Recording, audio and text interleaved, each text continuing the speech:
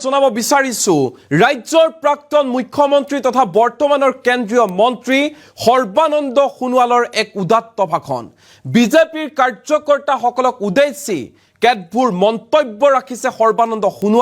সৰ্বানন্দ সোণোৱালৰ ফালৰ পৰা কোৱা হৈছে যে বিজেপি দলত যিহেতু আছে কোনেও ব্যক্তিগত স্বাৰ্থ নাৰাখিব পুনৰবাৰ কৈছো সৰ্বানন্দ সোণোৱালৰ ফালৰ পৰা স্পষ্ট ৰূপত কোৱা হৈছে যদি আপুনি বিজেপিৰ কাৰ্যকৰ্তা তেনেহলে আপুনি কেতিয়াও ব্যক্তিগত স্বাৰ্থ লগত নাৰাখিব কেৱল মাত্ৰ দেশৰ স্বাৰ্থত ৰাষ্ট্ৰৰ স্বাৰ্থত আৰু দলৰ স্বাৰ্থত কাম কৰি যাওক বিজেপি দলত আপুনি কিবা পাব পাৰে নাপাব পাৰে সেই ক্ষেত্ৰত আপুনি সদায় মন কৰিব লাগিব যে মই দলটোৰ বাবে কি কৰি আছো পাৰ্টিটোৰ বাবে মই কি কৰি আছো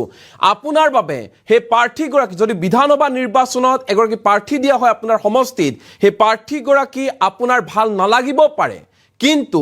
আপুনি হে পাৰ্টি গৰাকীৰ বাবে কাম কৰিব লাগিব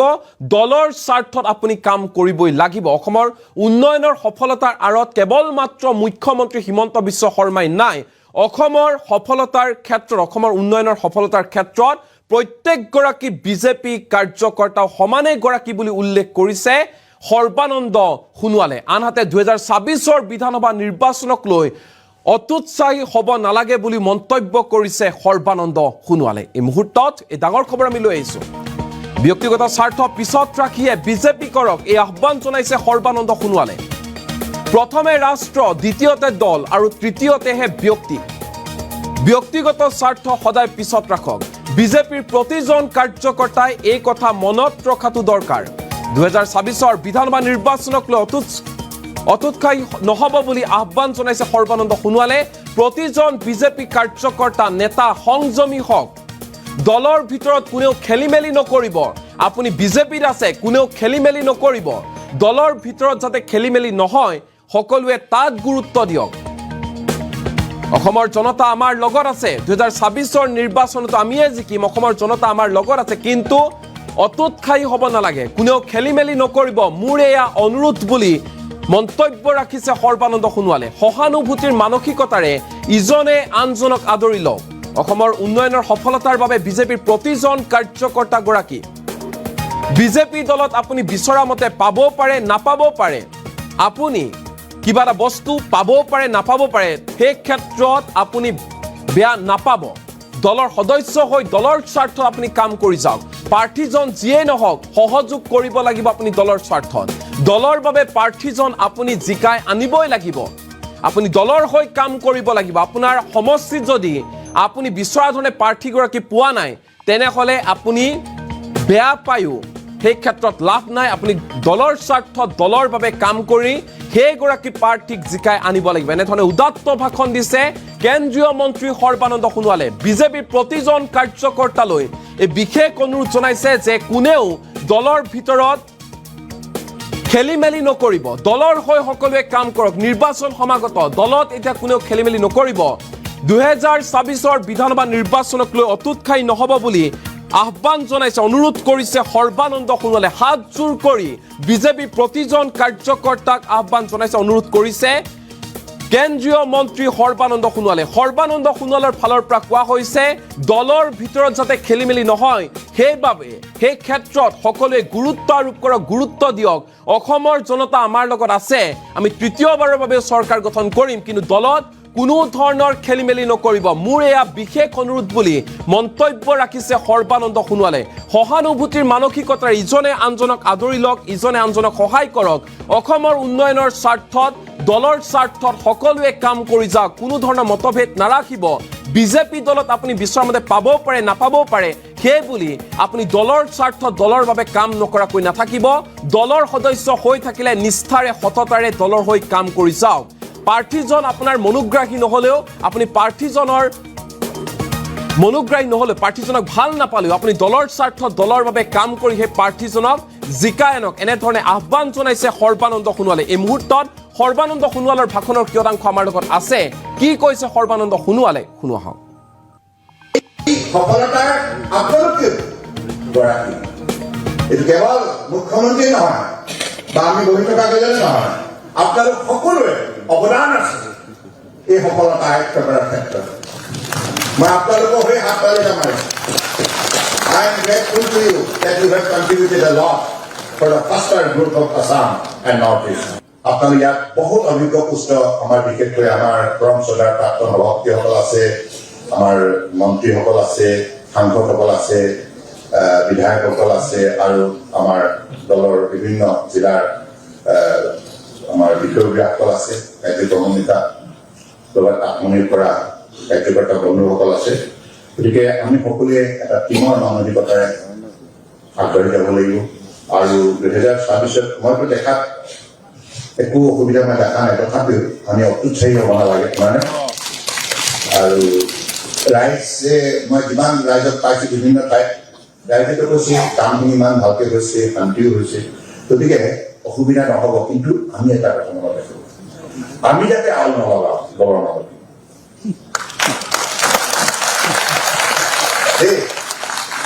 সংযত আৰু সংযমী হ'ব লাগিব। জনসাধাৰণ ঠিকে আছে, কিবা খেলি মেলি হ'লে কিন্তু আমাৰ মাজতে হ'ব, সেইটো নকৰিব দেই। মই একদম আপোনালোকৰ হাজাৰ বাৰ মই অনুৰোধ জনাইছো, সংযত আৰু সংযমী হৈ সহানুভূতি মানসিকতাৰে এজনে আনজনক আঁকোৱালি লৈ আমি এখন শক্তিশালী বিজেপি নেতৃত্বাধীন মিত্ৰজোঁট চৰকাৰ গঠন কৰিব। হ'বনে? ভাৰত মাতা কি। মই আজিৰ এই মুহূৰ্তত এটা কথাই কওঁ, আমাৰ কাৰ্যকৰ্তা বন্ধুসকল আছে, আমি সদায় ভাৰতীয় জনতা পাৰ্টীক নামভৰ্তি কৰাৰ লগে লগে এটা মাইণ্ডছেট ক্লিয়াৰ কৰিব লাগিব। Nation first, party second, self last. আমি হয়তো কেতিয়াবা আৱেগিকভাৱে বহুত কথাই ভাবিব পাৰোঁ, কিন্তু মনত ৰাখিব লাগিব ভাৰতীয় জনতা পাৰ্টি সদায় ভাৰত মাতাৰ শ্ৰীচৰণত মূৰ পায়, অত্যন্ত ভক্তিভাৱে দেশ সেৱা কৰিবৰ বাবে প্ৰতিজ্ঞাবদ্ধ। গতিকে এই দলত আপোনালোকে যেতিয়া নামভৰ্তি কৰিব, একেবাৰে মনটো ক্লিয়াৰ কৰি ৰাখিব। আপুনি বিচৰা মতে পাবও পাৰে, নাপাবও পাৰে, কিন্তু আপুনি দলৰ যেতিয়ালৈকে সদস্য হৈ থাকিব তেতিয়ালৈকে ভাৰত মাতাৰ বাবে আপুনি নিষ্ঠাৰে নিজৰ সেৱা আপুনি আগবঢ়াই দিব পাৰিব। তলৰ পৰ্যায়ত আমাৰ কাৰ্যকৰ্তাসকলে পৰিস্থিতিটো এনেধৰণে তেখেতসকলে নিৰ্মাণ কৰিব লাগিব যাতে প্ৰাৰ্থী যিয়ে নহওক, প্ৰাৰ্থীজন আপোনাৰ মনপুত নহ'ব পাৰে, কিন্তু আপুনি দলৰ বাবে দায়বদ্ধ, দলৰ বাবে আপুনি কাম কৰিব লাগিব, দলক জিকাব লাগিব। জিকাব নে নাই? বহুতে হাত তালি কৰা নাই।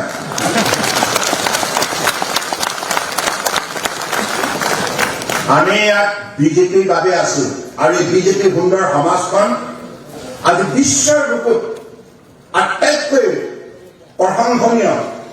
সমাজ হিচাপে গণ্য কৰা হৈছে। কাৰণ ভাৰতীয় জনতা পাৰ্টি বিশ্বৰ সবাতোতকৈ ডাঙৰ ৰাজনৈতিক দল, আটাইতকৈ ডাঙৰ ৰাজনৈতিক দল। We are the largest political party in the world.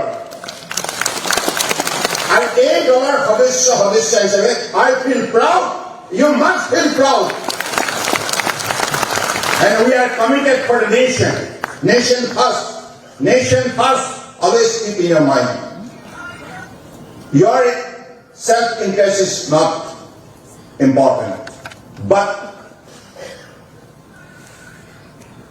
interest of the nation is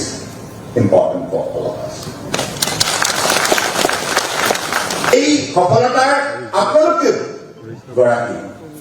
এইটো কেৱল মুখ্যমন্ত্ৰী নহয় বা আমি বহি থকা কেইজনে নহয়, আপোনালোক সকলোৰে অৱদান আছে এই সফলতা আয়ত্ত কৰাৰ ক্ষেত্ৰত। মই আপোনালোকক সেই হাত তালিকা মাৰিম। I am grateful to you that you have contributed a lot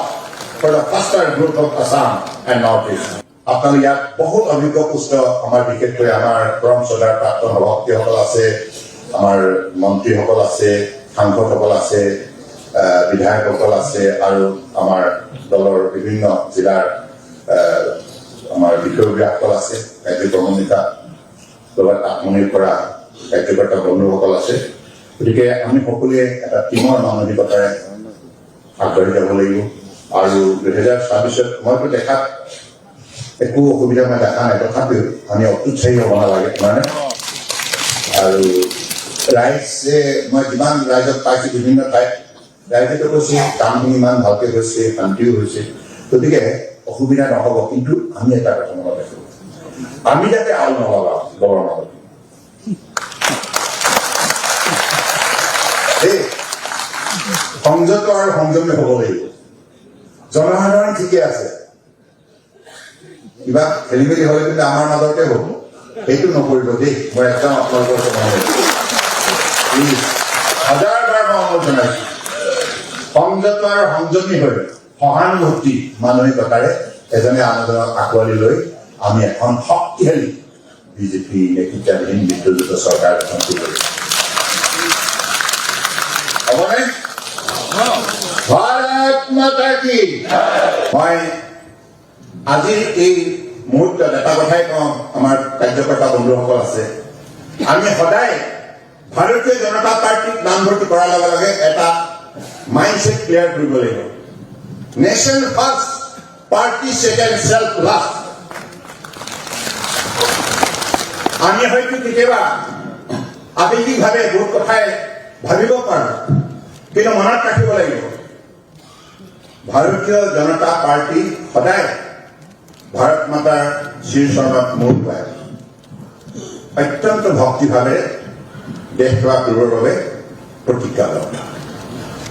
গতিকে এই দলত আপোনালোকে যেতিয়া নামভৰ্তি কৰিব একেবাৰে মনটো ক্লিয়াৰ কৰি ৰাখিব আপুনি বিচৰা মতে পাবও পাৰে নাপাবও পাৰে কিন্তু আপুনি দলৰ